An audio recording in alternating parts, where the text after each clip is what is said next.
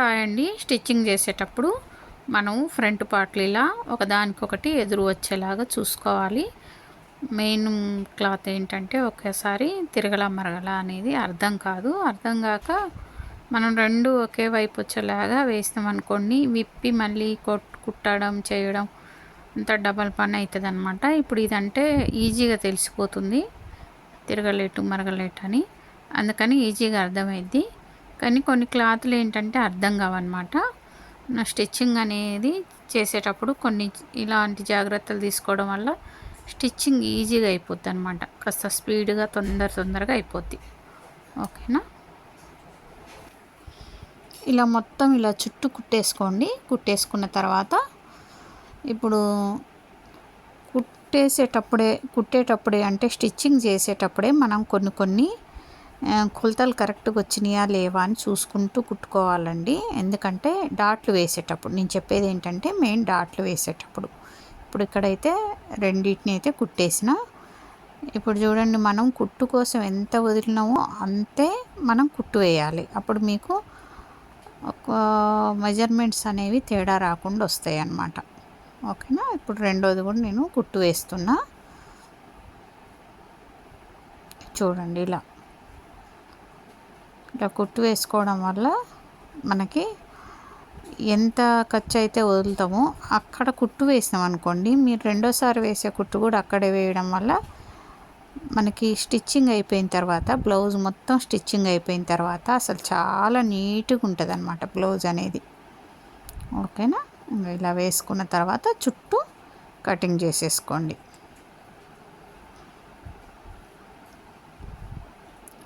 ఆ తర్వాత డాట్లు వేసేటప్పుడే జాగ్రత్తగా చూసుకోవాలి. మనకు కావాల్సిన మెజర్మెంట్స్ ఏమన్నా పెరిగినాయా తగ్గుతున్నాయా అనేది చూసుకోవాలి. అప్పుడు మీకు లూజ్ ఫిట్టింగ్ వస్తుందా, లేకుంటే టైట్ ఫిట్టింగ్ వస్తుందా, లేకపోతే కరెక్ట్గా వస్తుందా అనేది మనకి అర్థమైపోద్ది. చెస్ట్ పాయింట్ చూసుకున్న తర్వాత చెస్ట్ పాయింట్ దాకా మనము మెయిన్ డాట్ రానియొద్దు, అక్కడ కిందకే వదిలేయాలి. ఓకేనా? చెస్ట్ పాయింట్ దాకా మెయిన్ డాట్ అనేది రాకూడదు, ఏ డాట్ అయినా రావద్దు. ఇప్పుడు చూడండి, ఆర్మ్ హోల్ రౌండ్లో డాట్ వేసిన తర్వాత నేను మనకి సేమ్ కొలత, మళ్ళీ మనకు కావాల్సిన కొలత వచ్చిందా లేదా అని నేను ఇక్కడ చూసుకుంటున్నా. అట్లా చూసుకోవడం అలవాటు చేసుకోవాలి. దానివల్ల మీకు కరెక్ట్ ఫిట్టింగ్ అనేది వస్తుంది. ఓకేనా? చూడండి, ఇది 4వ డాట్. మీరు 4వ డాట్ లాస్ట్లో అయినా వేసుకోవచ్చండి. 4వ డాట్ అనేది ఫస్టే వేయాలని ఏం లేదు. మీరు సైడ్ జాయింట్ చేసేటప్పుడు ఎంత కావాలో అంత వేసుకోవచ్చు అన్నమాట చూసుకొని. అది కూడా టైం వేస్ట్ కాకుండా మళ్ళీ వేయడం, ఒకవేళ టైట్ అయితే ఇప్పడం అట్లా కాకుండా తక్కువ పడ్డది అనుకోండి సైడ్ జాయింట్ విప్పాల్సి వస్తుంది. ఒక్కోసారి ఆ కుట్టుని తక్కువ చేసుకోవాల్సి వస్తుంది, లేకపోతే ఒక్కోసారి ఎక్కువ వేసుకోవాల్సి వస్తుంది. అందుకని లాస్ట్లో సైడ్ జాయింట్ చేసేటప్పుడైనా వేసుకోవచ్చు. నేనైతే ఇక్కడైతే ఇప్పుడు వేసేసుకుంటున్నా. నేను కరెక్ట్ మెజర్మెంట్స్ తీసుకుంటా కాబట్టి అండి నాకు అస్సలు కొంచెం కూడా తేడా రాదు. అందుకని ఇప్పుడే వేసేసుకున్నాను నేనైతే. ఓకేనా? ఈ కటింగు, ఈ స్టిచ్చింగ్ చేసే ఈ బ్లౌజ్ యొక్క కటింగు మీరు కనుక చూడకపోతే డిస్క్రిప్షన్లో లింక్ ఇస్తా, తప్పకుండా చూడండి.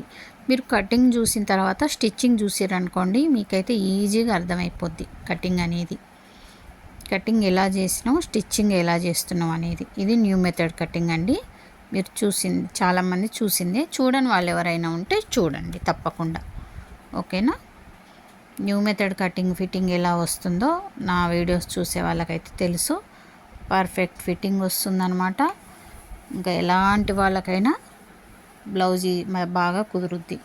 ఎందుకంటే న్యూ మెథడ్ కటింగ్ తప్పకుండా ఫస్ట్ పేపర్ కటింగ్ చేసుకోవాలండి. ఎందుకు మళ్ళీ చెప్తున్నా అంటే, కొత్త వాళ్ళు ఎవరైనా చూస్తూ ఉంటే చెప్తున్నా. మనం నెక్కును బట్టి మైనస్ చేసేది, షోల్డర్ మీద మైనస్ చేయటాన్ని మనం నెక్ వైపే మైనస్ చేస్తాం, షోల్డర్ వైపు మైనస్ చేయం. దానివల్ల మనకి షోల్డర్ అనేది ఎక్కడ ఉండాల్సిన షోల్డర్ అక్కడనే ఉంటుంది కాబట్టి షోల్డర్ అనేది అస్సలు జారదండి. చాలా మంచి ఫిట్టింగ్ అయితే వస్తుంది.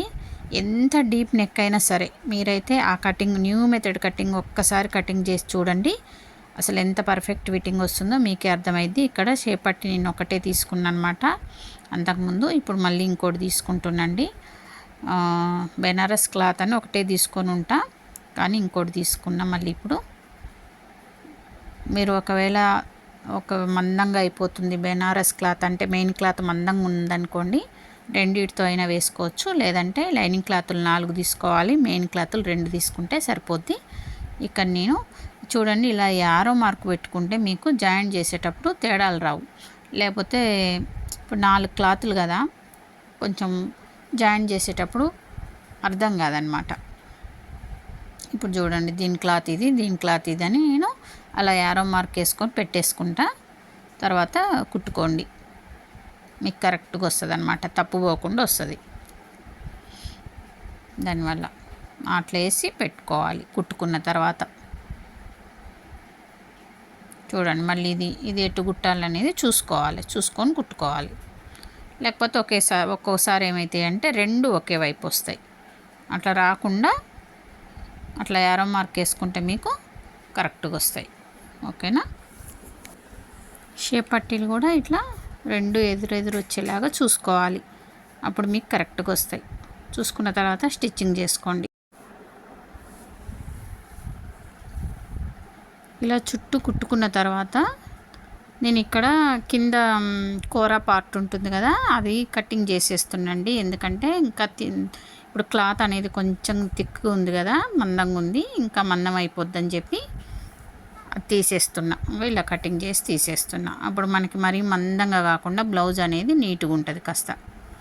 లేదు మనం 2 వేస్తున్నాం అనుకోండి, మెయిన్ క్లాత్ లైనింగ్ క్లాత్ ఒకటి, మెయిన్ క్లాత్ ఒకటి వేసినప్పుడు మీరు అది ఉంచుకోవచ్చు. ఉంచుకుంటే మీకు అప్పుడు కొంచెం స్టిఫ్నెస్ ఉంటుంది, బాగుంటుంది. ఇప్పుడు ఎందుకంటే డబల్ వేస్తున్నా, అందుకని మరీ మందం అయిపోద్దని అది కటింగ్ చేసేసిన. ఓకేనా. మీ వీలుని బట్టి మీరు కుట్టే బ్లౌజుని బట్టి మీరు కొన్ని స్టిచ్చింగ్లో ఇలాంటి చిన్న చిన్న మార్పులు చేసుకుంటూ కుట్టుకుంటే స్టిచ్చింగ్ అనేది నీట్గా వస్తుంది. ఇప్పుడు ఇక్కడ క్లాత్ ఎక్కువ తీసుకున్నా కాబట్టి దాన్ని కటింగ్ చేసేసిన. చూడండి అటు బ్యాక్ సైడ్ వెళ్ళే క్లాత్ మీద కుట్టుబడేలాగా చూసుకోవాలన్నమాట. Main cloth